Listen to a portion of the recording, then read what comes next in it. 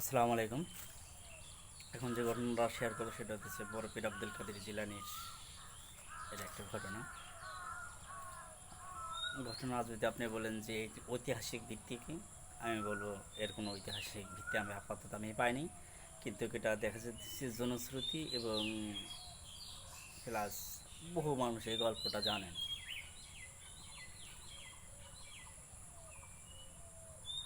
একদিন বড় পীর আব্দুল কাদের জিলানির বাবার কাছে একজন ব্যক্তি আসছে, তার অনেকগুলো মেয়ে।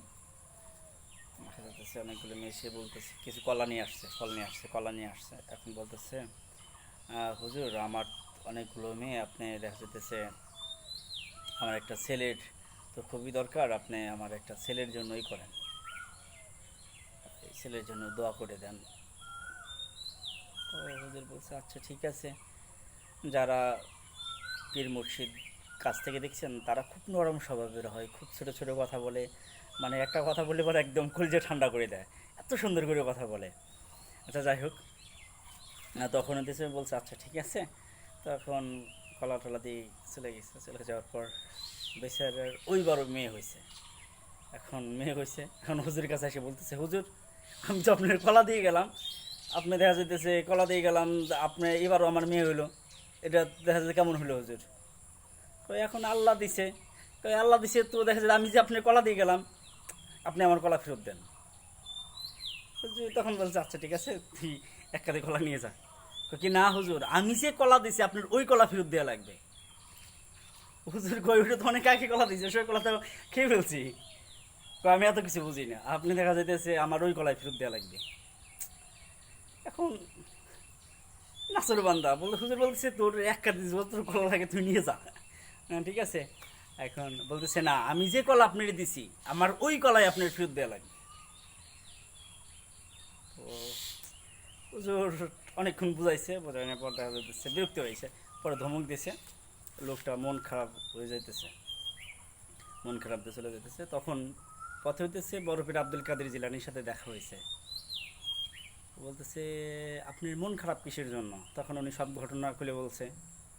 বলছে আচ্ছা ঠিক আছে চলেন আমার সাথে চলেন। এখন বলতেছে বাবার, এখন সন্তানের ভিতরে কথা বলতে হইতেছে, সন্তান বাবার কাছে বলতেছে আপনি দেখা যেতেছে এর ছেলে যদি না হয় তাহলে আপনি এর কলা খাইছেন কিসের জন্য? আপনি এখন কলা ফেরত দেওয়া লাগবে তোর। হুজুর বলছি এর একবার আমি দেখা যেতেছে বোঝা টুজা ফেরত দিলাম, আবার যে ওদি চলে আসছে।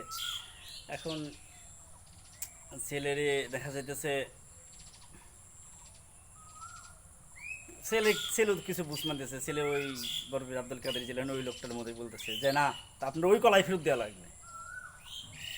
এখন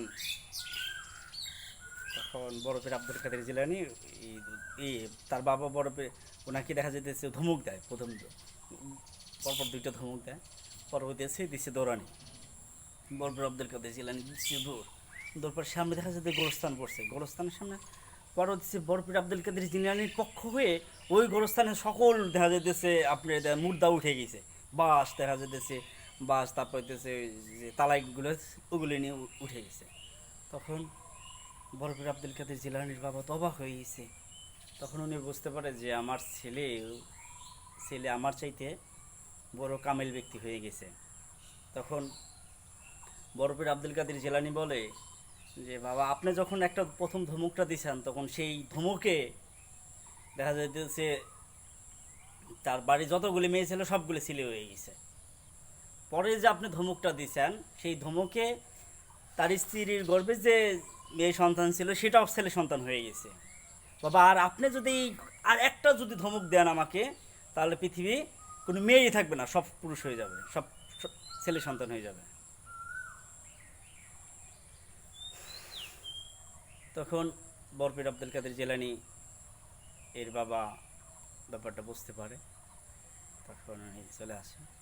এই পরবর্তীতে ওই যে যে মুর্দাগুলো বরফির আব্দুল কাদের জেলানির পক্ষ হয়ে উঠছিল, তাদের ভিতরে একজন সবাই দেখা যেতেছে আবার বরফির আব্দুল কাদের জেলানি দেয় তোরা যার যার জায়গায় চলে যা।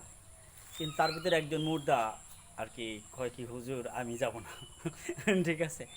এখন ধারণা বা জনশ্রুতি এমন আছে যে উনি বহুকাল বেঁচে ছিল পরবর্তীতে। ধন্যবাদ, আসসালামু আলাইকুম। গল্পটা এখন ঐতিহাসিক ভিত্তি যদি খোঁজেন, যুক্তিকতা খোঁজেন, এক্ষেত্রে আসলে কিছু কিছু ঘটনা থাকে, যুক্তিকতা থাকে না। আসলে আল্লাহর অলি আল্লাহদের ব্যাপার হয়তো বা অল্প কিছু হলে হয়, কিন্তু সেটা হয়তো বা পরবর্তীতে অতিরঞ্জন হয়ে যায় বা অনেক বেশি ডালপালা গজায়।